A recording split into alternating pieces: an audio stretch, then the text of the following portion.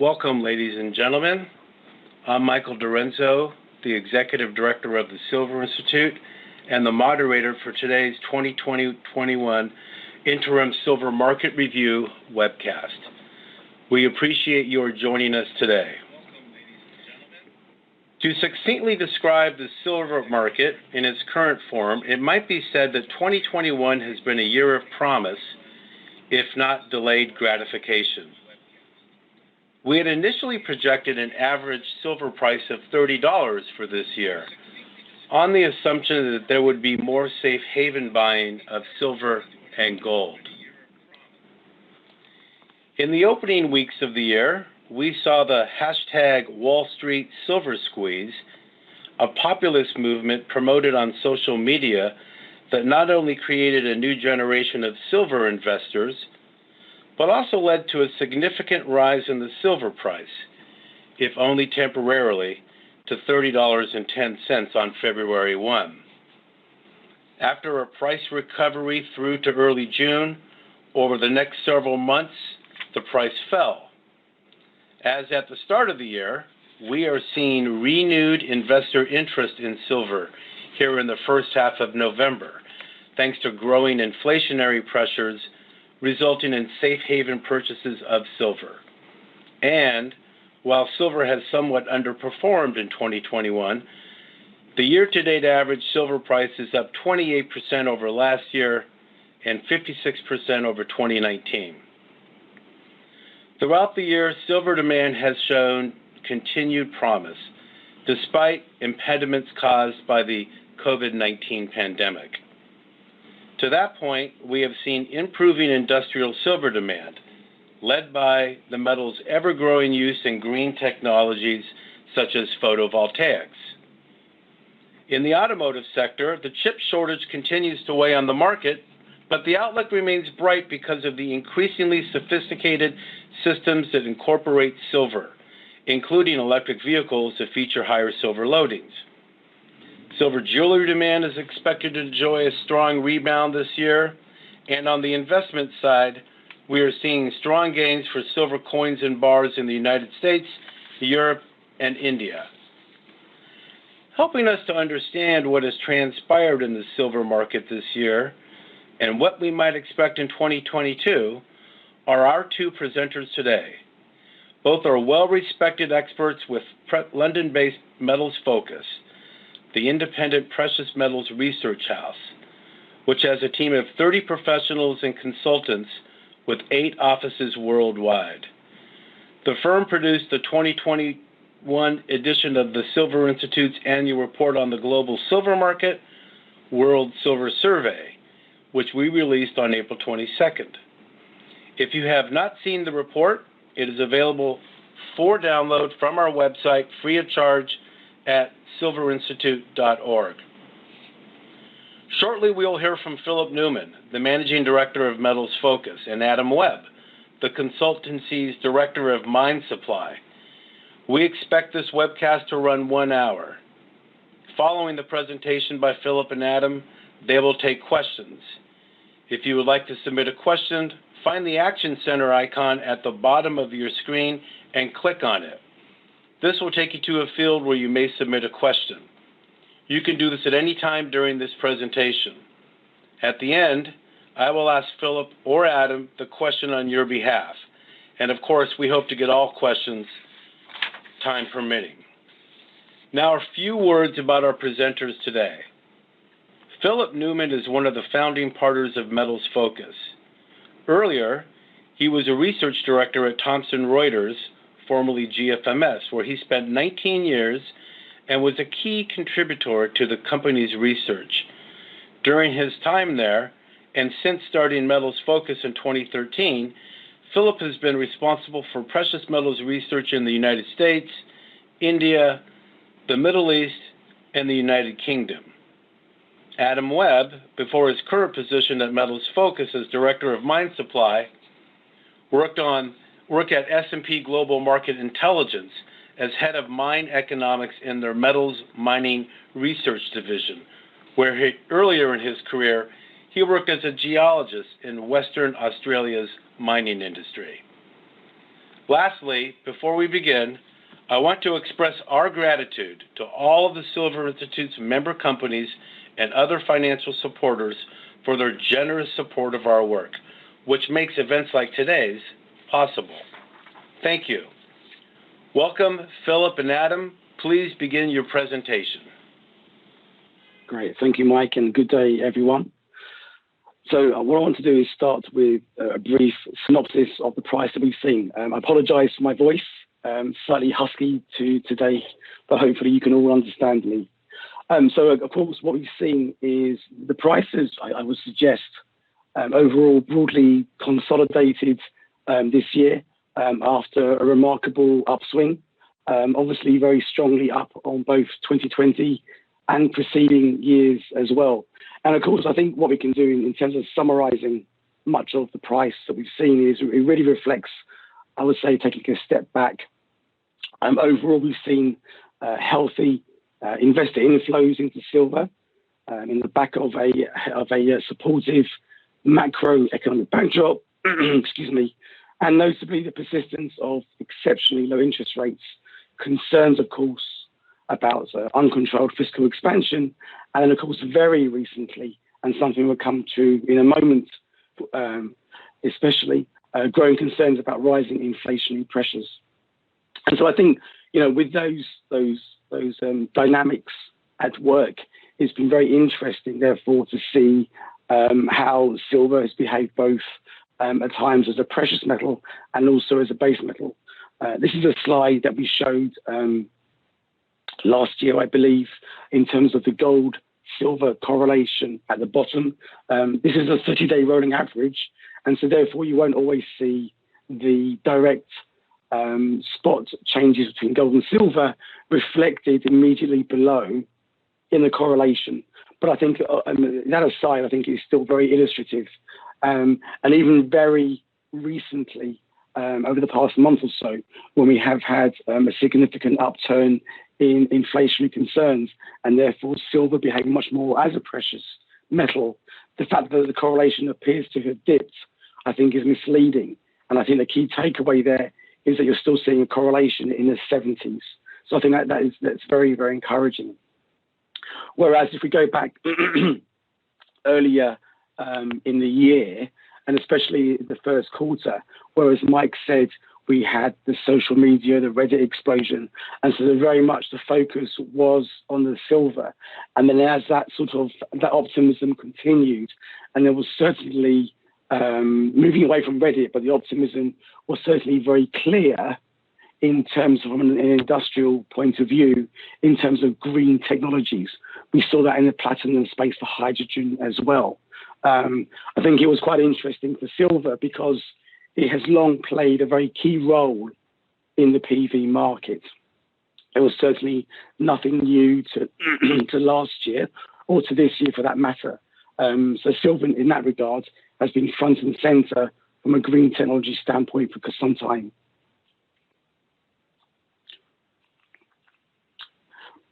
That the relationship, though, as I mentioned, because of from a green technology standpoint, because of the impact that COVID had on the economic outlook, we certainly saw at times quite a high correlation between silver and parts of the base metals complex. Obviously not as strong as for gold, but it was certainly there. I think, though, there were times when that relationship perhaps wasn't as strong, and I think that also reflected that some of the dynamics behind the upside in base metals wasn't necessarily reflective of the outlook for global demand. It was reflecting issues on the ground, and particularly some of the concerns in China in terms of the disruptions to some of the smelters.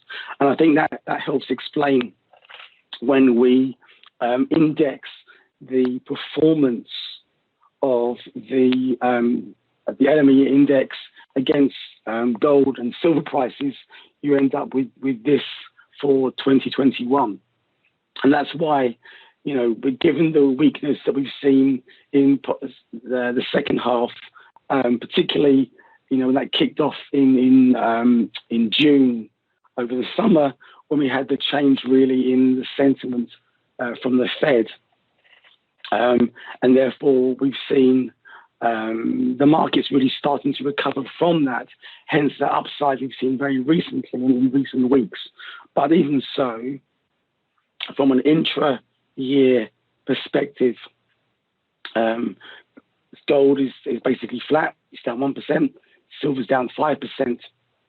And as you can see here, the LMEX up 28%. And because you've had silver drift lower in recent months before that November pickup, you've therefore seen the gold-silver ratio also edge higher in recent months.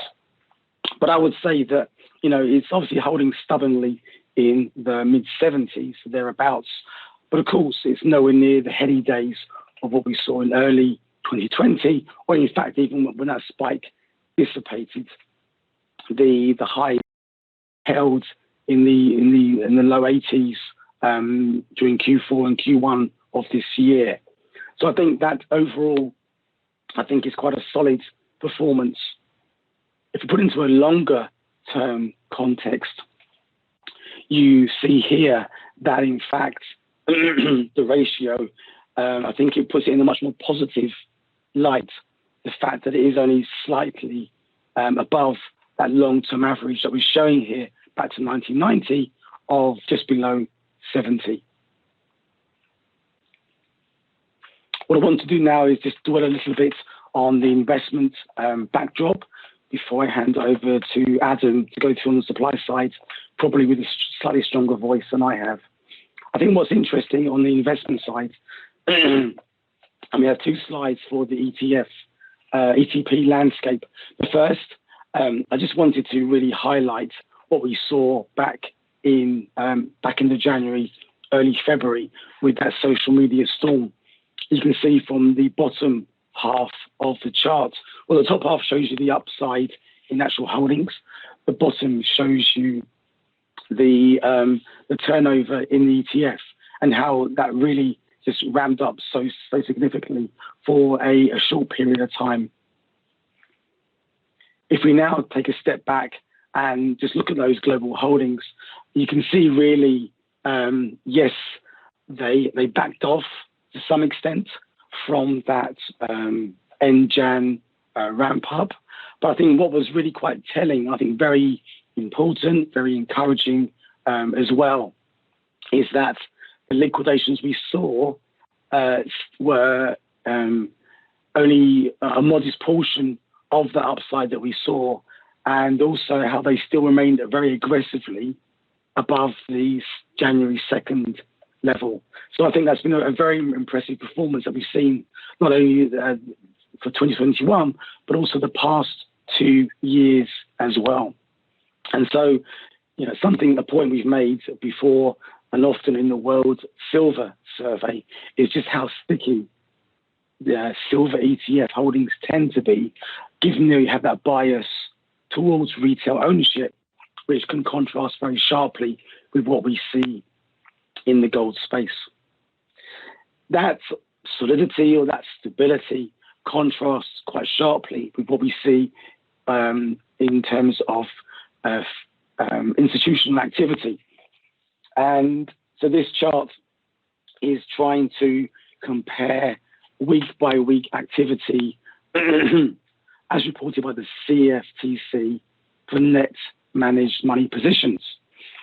And I think this really is not a surprise given what we saw in terms of the price action this year, that even though silver's down 5%, gold's down 1% intra-year, the movements we saw and the variation from a price standpoint, I think is understandable when you see this.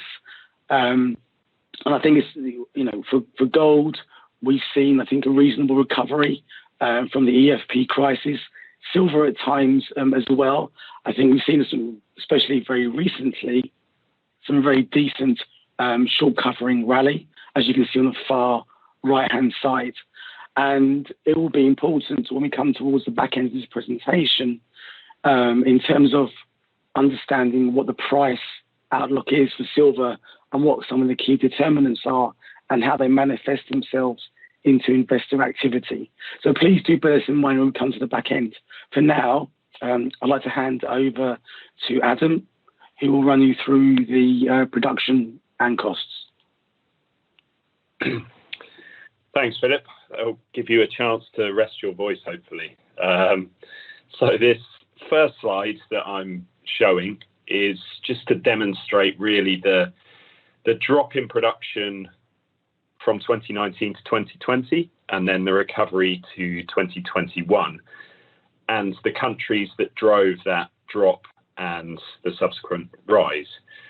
So in 2020, global output declined by 7%, or 55 million ounces. Now, that was due to enforced mine shutdowns in several major producing countries. So, for instance, Peru, Argentina, Mexico, Bolivia. And that was following nationwide COVID-19 lockdowns. Peruvian output was most heavily impacted, as you can see from the chart, declining by 34 million ounces, and that was followed by Argentina by 10 million ounces and Mexico by 8 million ounces. Now, most of this disruption took place in the first half of the year, with Mexico the last major silver producing country to allow operations to resume, which were allowed from the end of May 2020. However, there was actually continued disruption throughout the rest of the year, although at a lower level, from localized outbreaks of the virus, which caused mines to shut down. Examples include Inmaculada in Peru and Cerro Vanguardia in Argentina. However, by the end of 2020, miners had pretty much across the board implemented new procedures to protect their workforce from the virus. For instance, additional PPE, quarantine procedures and testing procedures. And those new procedures, combined with the global vaccine rollout, meant that most mines have been able to operate at full capacity this year.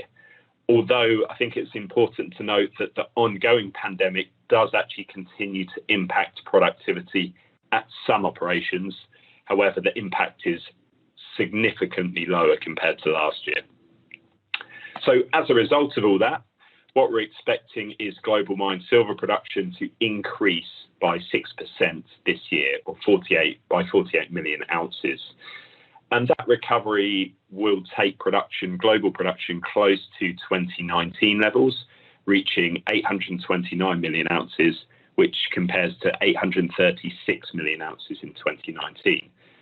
And that will largely be driven by higher output from those countries that were most heavily impacted by the pandemic last year. So, for instance, Mexico, Peru, and Bolivia. So moving on to the next slide. As you can see from the chart on the left, Mexican outputs were actually expecting to reach a new high this year. Now, that rising output in Mexico is actually not only driven by the recovery from COVID-19, although that is a significant factor. As you saw in the previous slide, the year-on-year change in 2020 for Mexico was a drop of 8 million ounces. Now, that compares to a 17 million ounce increase this year. So alongside that recovery from COVID-19 disruption, Mexican outputs will also increase on the back of major new silver mines coming online, such as Juanicipio and Cerro Los Gatos. And that is what will push Mexican production to reach a new high of 197 million ounces this year. Now, conversely, to Mexico, Peruvian output will not fully recover to pre-COVID levels this year. And again, this is highlighted in the previous slide, with the year-on-year change in 2020, a drop of 34 million ounces in Peru compared to the 10 million ounce rise this year. Now, Peruvian output has been on a general declining trend for several years prior to 2020. And the expected result this year is more or less a continuation of that trend. despite the year-on-year rise this year. And this declining trend is a result of falling grades at mining operations alongside some mine closures over recent years, such as Arcata and Malay. And this has actually been exacerbated by the productivity impacts of COVID-19, which I mentioned earlier. So a good example of this is the biggest silver mine in Peru, Uchucchacua, which was temporarily suspended in October by Buenaventura. And that's largely because it struggled to return to full production rates due to a lack of development and exploration work during the pandemic, because the mine has had to operate at a reduced workforce and implementing other measures to limit a potential outbreak at the mine. And that has made the mine temporarily uneconomic until the company can undertake the required development and exploration and bring the mine back online. So meanwhile, in the chart on the right, we can see that primary silver mines account for about 30% of total mine silver production, with the rest coming from lead zinc mines, copper mines, and gold mines largely. More precisely, that's 27%, and that was actually unchanged from last year. However, that is down from 2010, when primary silver mines accounted for 33%. However, actually next year, what we're expecting is an increase to 30% of silver production coming from primary silver mines, largely because of those mines coming online, silver mines I mentioned coming online, Cerro Los Gatos and Juanicipio, amongst others. So moving on to the next slide and looking at costs now. This slide shows the H1 2021 all-in sustaining cost curve alongside for the same period in 2020, and also the silver price for those periods. So what this shows is that in the first half of this year, primary silver mines global average all-in sustaining cost actually declined by 5% year on year to $10.6 per ounce. And this comes despite inflationary pressures which we're seeing on input costs, for example, labor costs, fuel, consumables across many countries. And this drop is primarily being driven by a rise in byproduct credits, which I'll go into in a bit more detail in the next couple of slides. Now, the average silver price in the first half of this year was $26.5 per ounce, and that was significantly higher than the same period in 2020, when it was at $16.6 per ounce. So this rise in price, combined with the reduction in costs, means that there were significantly fewer silver mines operating at a loss in H1 21 compared to H1 20. And in fact, only 5% of production from primary silver mines had an all-in sustaining cost above the silver price in the first half of this year. And that compares to 17% in the first half of last year. And that really highlights that primary silver mines were significantly more profitable so far this year compared to last year. Now, I think interestingly as well, the cost curve has become steeper over the last year, which you can see by looking at the yellow line compared to the blue line there, the yellow being H1 21. And this is really a function of the lower cost section of the cost curve, usually benefiting from greater byproduct metal production. And with these metals being the primary driver of declining costs, it's preferentially benefiting those lower cost, higher byproducts producing operations. Whereas the higher section of the cost curve generally has less byproduct revenue, and therefore it's benefiting less from those increased byproduct metal prices and more susceptible to those inflationary cost pressures. So just going into a bit more detail on some of the drivers here. So on the left here, we've got foreign exchange movements so far this year, which are indexed to the US dollar for Australia, Russia, Mexico, and Peru. And over the years so far, the Mexican peso, the Australian dollar, and the Peruvian sol have all weakened against the US dollar. And this has the effect of lowering costs at mines in these countries in US dollar terms, simply as a function of the exchange rates. So that is offsetting some of the cost inflationary pressure, which I mentioned earlier. And in the chart on the right, we're showing the indexed silver mine byproduct metal prices, so gold, copper, lead, and zinc. And this highlights how the base metal prices particularly have risen throughout the year. And this has really contributed to many silver miners' byproduct credits increasing, and that's really helped constrain the costs. And this rising trend has continued into Q3 and Q4, so it's likely to continue driving up byproduct credits. Now, despite a weakening of the gold price, it still remains relatively high historically, so that's still generating healthy byproduct revenues from gold for silver miners. So now just moving on to my final slide before I hand back to Philip. So this chart really demonstrates that increasing importance of byproduct revenues to primary silver mines. So just explaining this chart a little bit, the blue bars at the top show the all-in sustaining cost net of byproduct credits in dollars per ounce of silver. The bar below the zero line shows the total byproduct credits and the contribution from each metal. And then the red dotted line is showing mine site operating costs before any discount for byproduct metals. So byproduct credits for primary silver mines are now at much higher levels than they have been historically due to the high gold and base metal prices.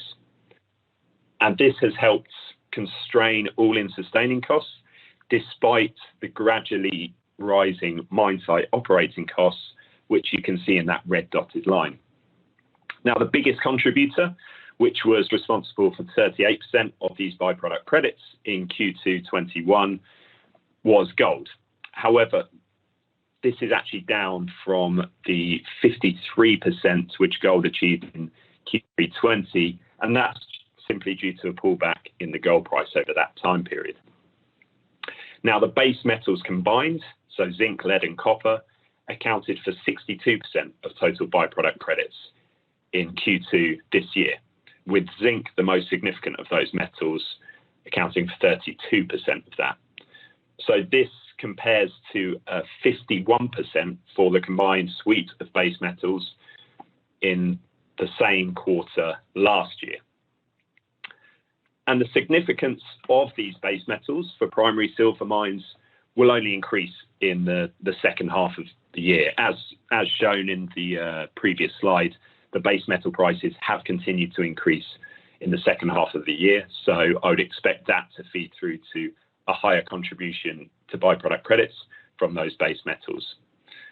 And the rise in base metal prices, that will continue. And that, combined with strong silver and gold prices, although they have come off a bit in the second half of the year, will ensure that margins for silver miners are going to remain very healthy in the second half of the year.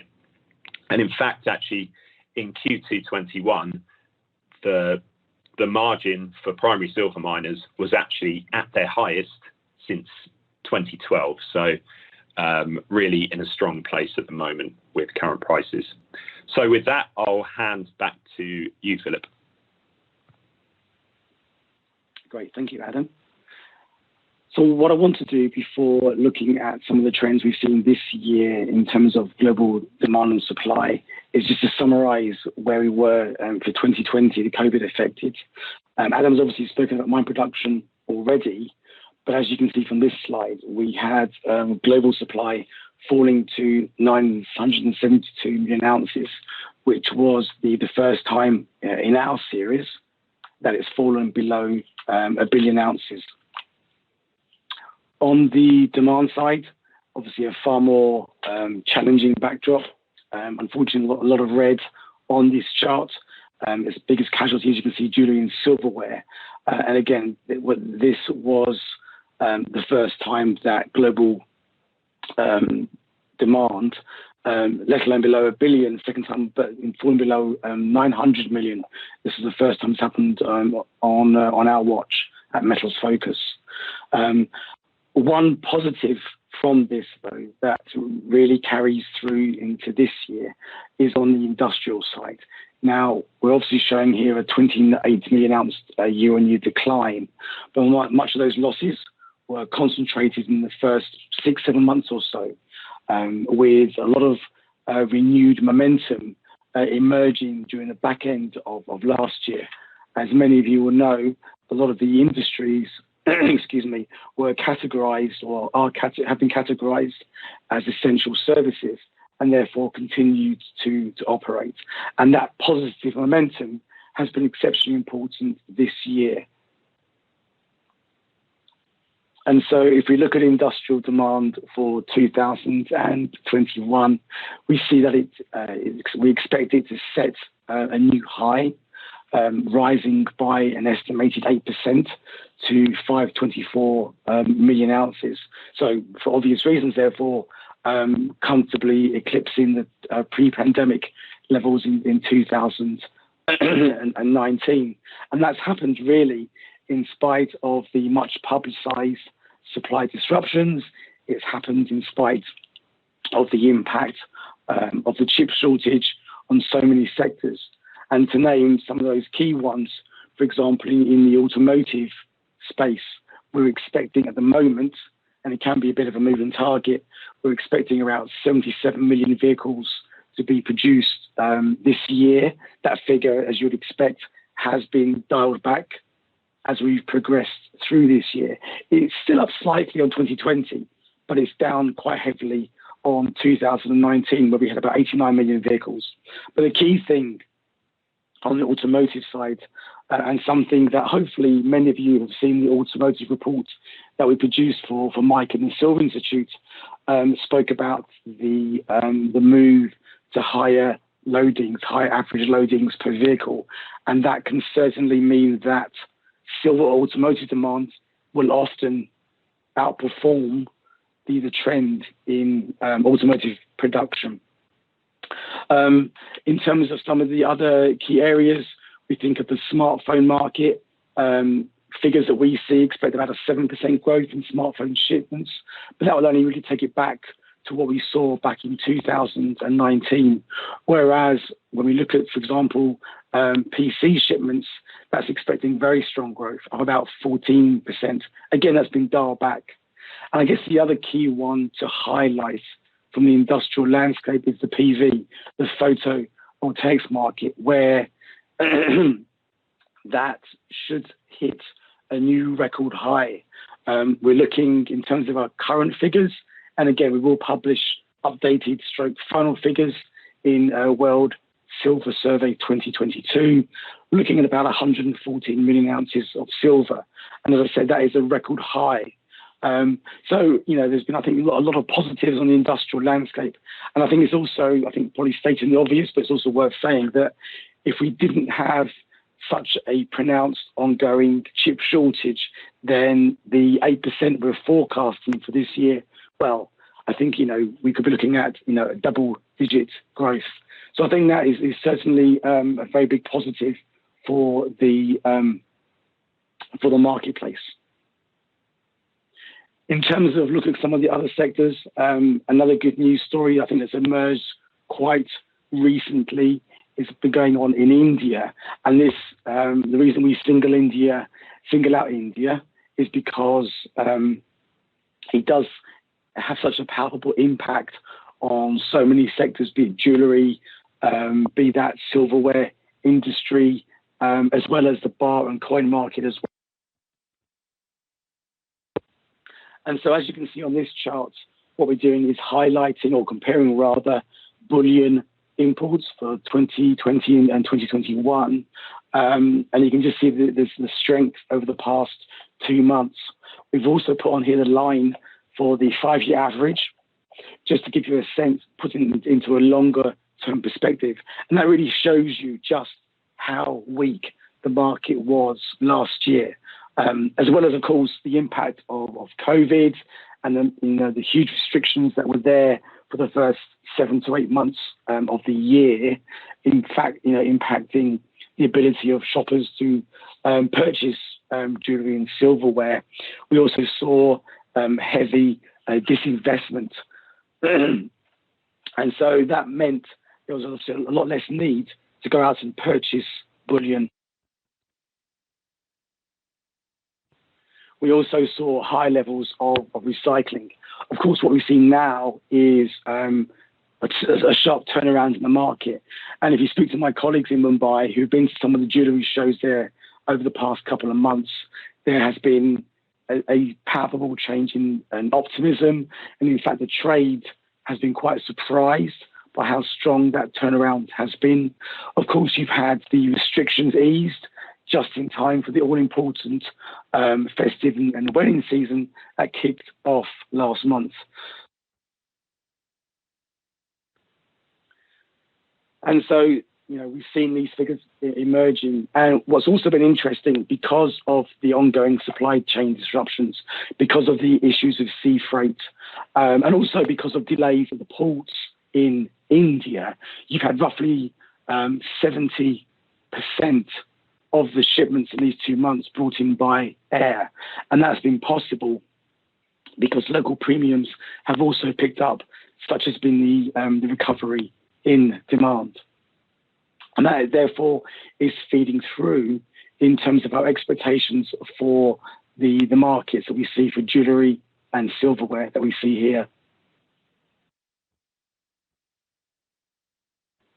Now, what's interesting for both of these is that you can see we've highlighted India on the top for jewellery and for silverware at the bottom. And as you can see, it's simply not all about India, as important as the market is. So we are seeing a partial recovery this year. Of course, because of the extent of the lockdowns, I think it would have been, exceptionally unlikely that we would have got back to 2019 levels or even close to that. But I think what is also interesting, and I think a very positive development, if you look at the jewellery and the green bar, is the extent of the recovery elsewhere. The likes of the US and Europe have been two markets where have certainly contributed to getting back past 2020 and really coming close to 2019 levels. For silverware, it's all about India. And so what we're expecting is a further recovery next year. But I guess one word of warning, again, speaking to my colleagues in India, is that they are mindful and watchful of the potential for new lockdown restrictions in the coming months, given that everyone has been out and mingling. So that's something they are being looking out for, and therefore that could impact the final figures for the global silver and jewellery demand that we published in the survey in April. If we now switch to the bar and coin market, we see a very strong recovery.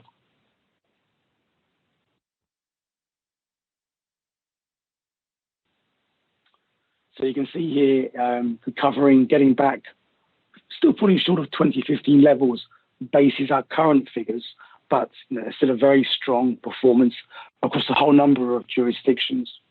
India, just to continue that theme, the 2020 total, as I mentioned, because these are net figures, that total was certainly depressed because you did have extended periods of selling back by investors.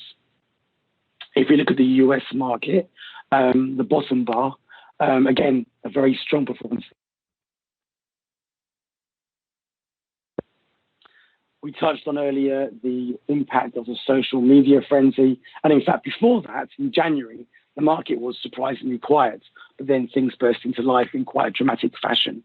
What was very important, though, is that as the mainstream media picked up this story and ran with it, then this started to be, in a sense, picked up by, I guess, more mainstream investors.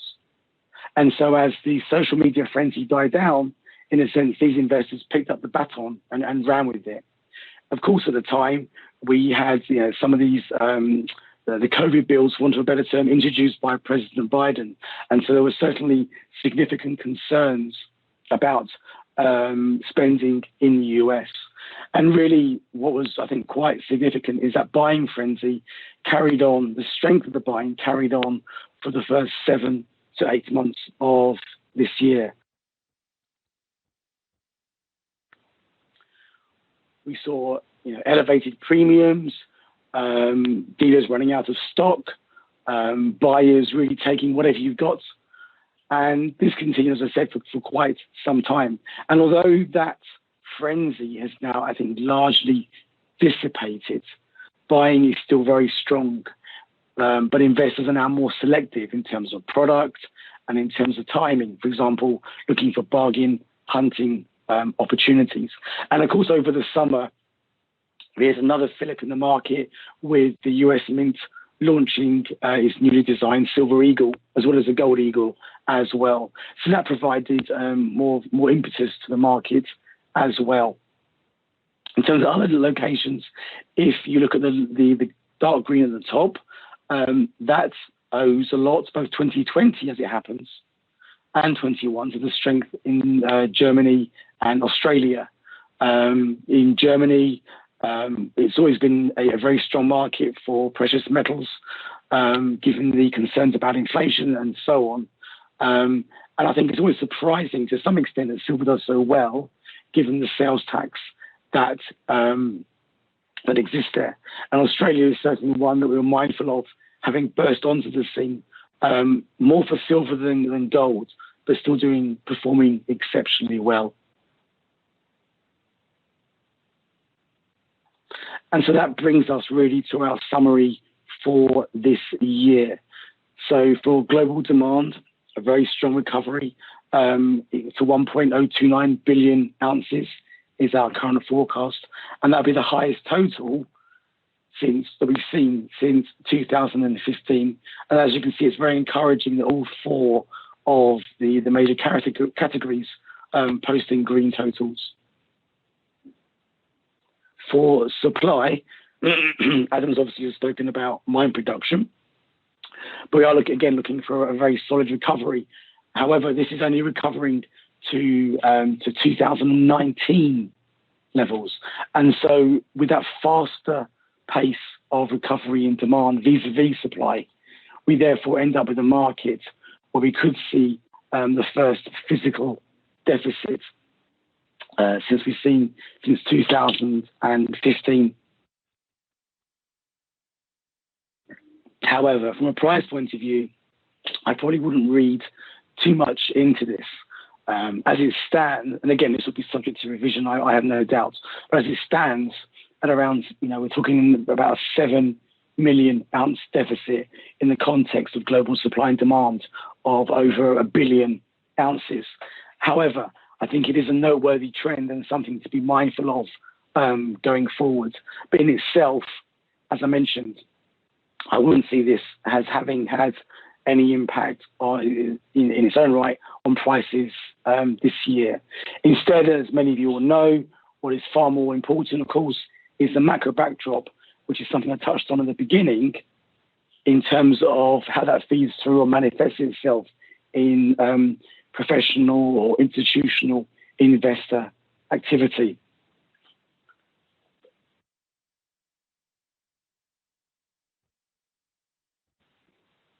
Now, there are many slides I could have chosen.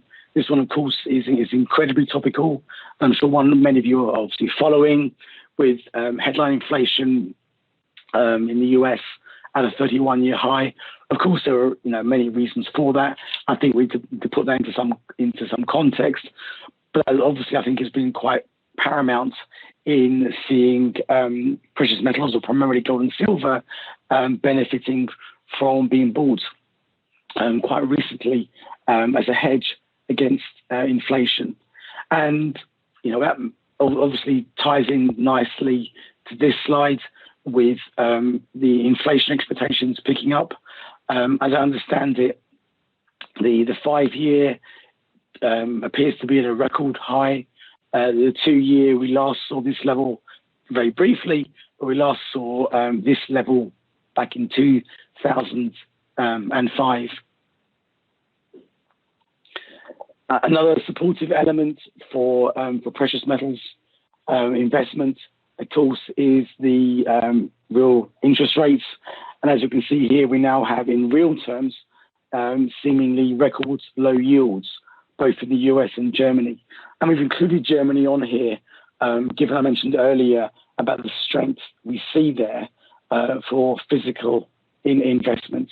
And of course, the impact this has on cost of carry as well is also quite important, and therefore helping to reduce or remove that potential headwind. And I think it is for that reason that we remain quite positive for both gold and silver. I appreciate we are focusing on silver, but I think it's important to start with our expectations for the gold price. And so we are expecting a modest rise, basically the annual average. I should stress, for those of you that aren't familiar with this chart, the yellow bars in the middle show the quarterly average price, whereas the red and the blue show the high and low for the quarter for that particular period. And so we are expecting further upside as that concerns about inflation, concerns about stagflation, of course, persist for some time to come. And therefore, we do think that prices will remain elevated for some time as well.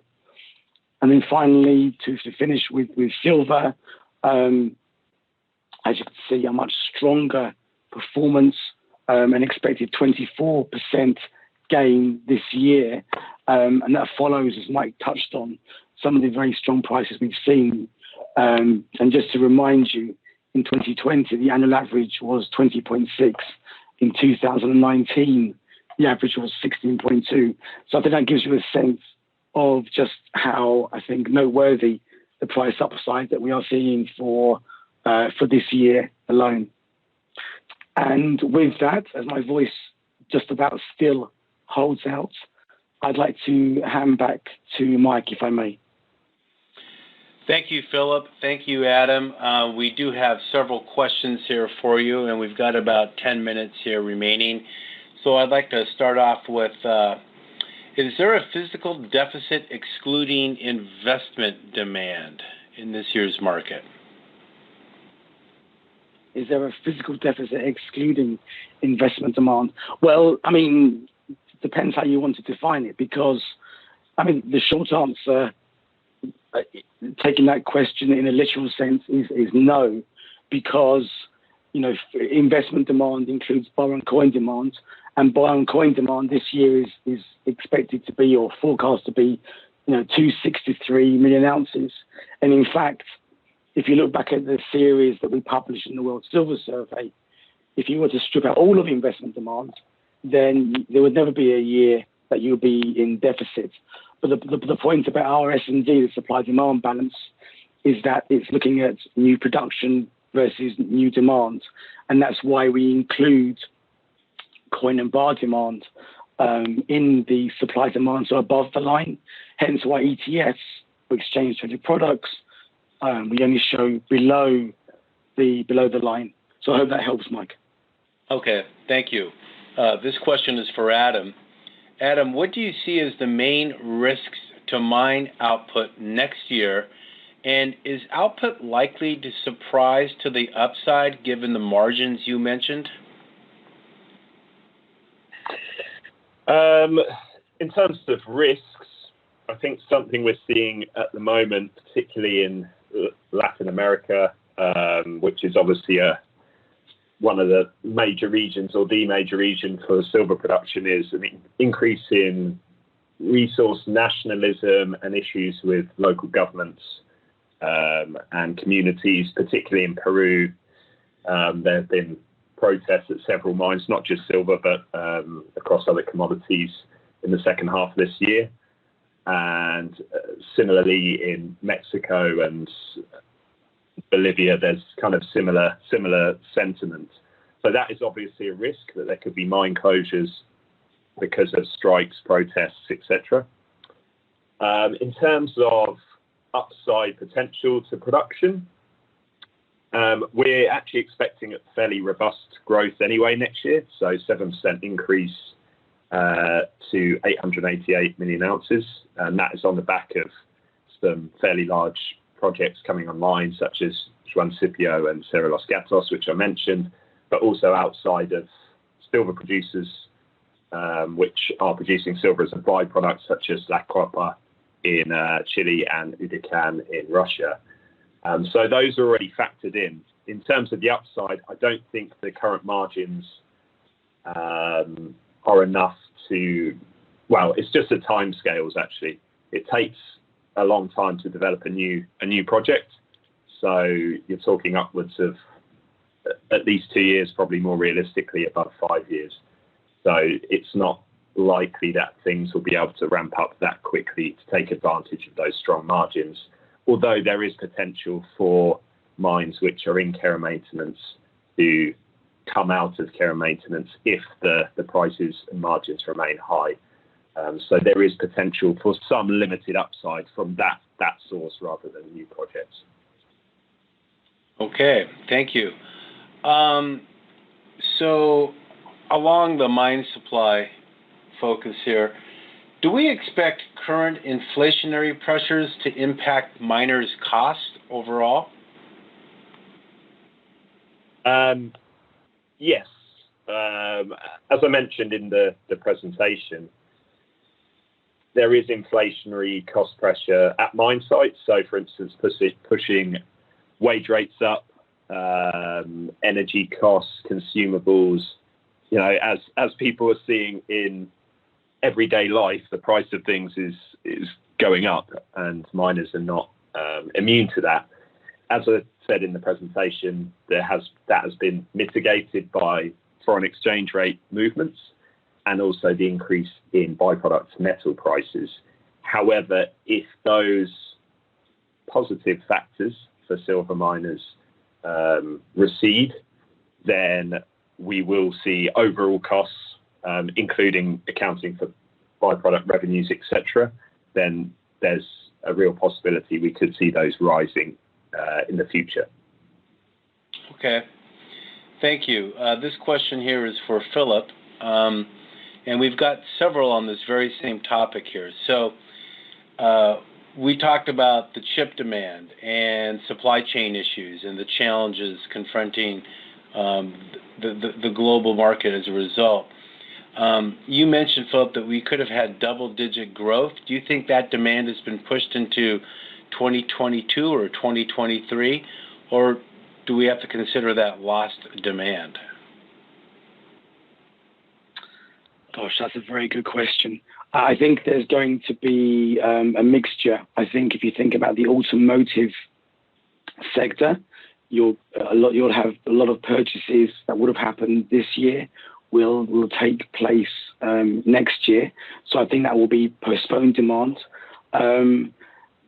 Whereas the likes of the PV market, as I said, is already at record highs, so that's not really affected. But if you focus on the chip shortage, I think it will be a mixture depending sector by sector. And so it depends really the ability of the industry to catch up with lost output this year.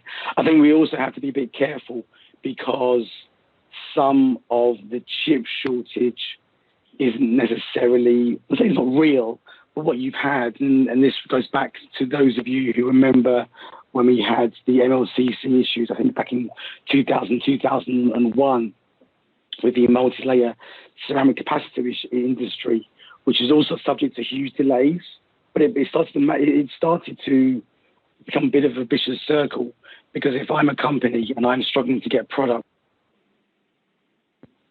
then I will start to multi-order, and therefore that exacerbates the shortage.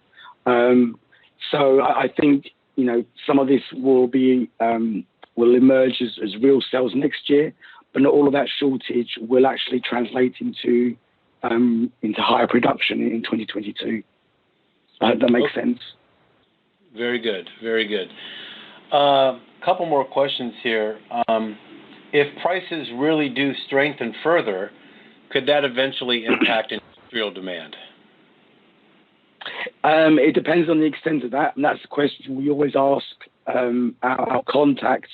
And I think some of those depends on the sector, and so it depends on where we're looking at. So, for example, those, for example, feeding into the auto industry are less concerned because, and although estimates vary tremendously, but even if you look at the upside and say, well, there's 2 ounces of silver in a car, well, that doesn't really matter, does it, so much from an overall price point of view? Whereas in the PV market, in the photovoltaic market, it's a much bigger issue. And I think there are some companies we speak to will say, well, if the price starts pushing up and holding towards the $30 mark, this is something that I think they will be quite mindful of. If you remember back, around 2011, 12, when silver prices, really, escalated, that had a massive impact on PV loadings. Now, some of that was that they hadn't really looked at it.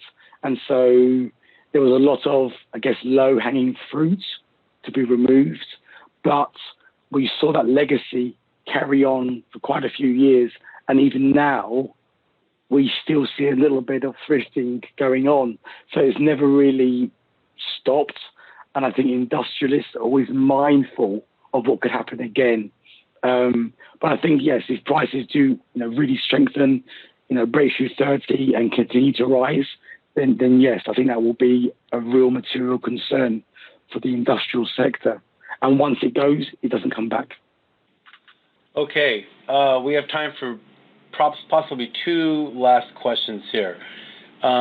With the increase in production, could that potentially reduce the price going forward? I would say no. And the fact that that's obviously been built into our supply demand forecasts, as you've seen, with that very healthy picture from mine production from supply this year, we're still looking at a potential deficit.